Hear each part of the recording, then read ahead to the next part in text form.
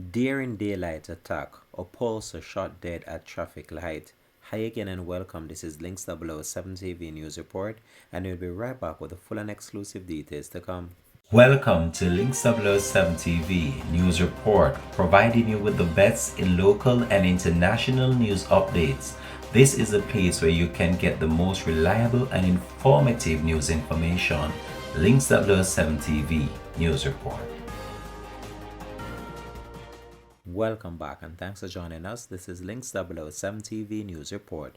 A man was shot and succumbed to his injuries when gunmen sprayed his motor car with bullets along the intersection of Spanish Town Road and Weymouth Drive in Kingston 11 on Sunday afternoon. The deceased has been identified as Kennedy Adamson, otherwise called Gaza, a 38-year-old upholsterer from Water Street in Kingston. It was reported that at around 3:15 p.m., Adamson was traveling in a grey 1997 Toyota Corolla motor car along the roadway. When reaching the traffic light at the intersection, he was attacked by two men on red and black motorcycles.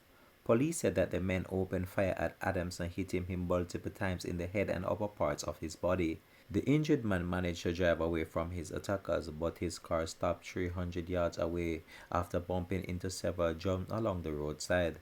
The police were summoned and on their arrival found Adamson slumped over the steering wheel of his motor car. He was taken to the Kingston Public Hospital where he succumbed to his injuries. The police said that several 9mm spent shell casings were found on the scene and the rear back gas of the motor car was damaged by a bullet.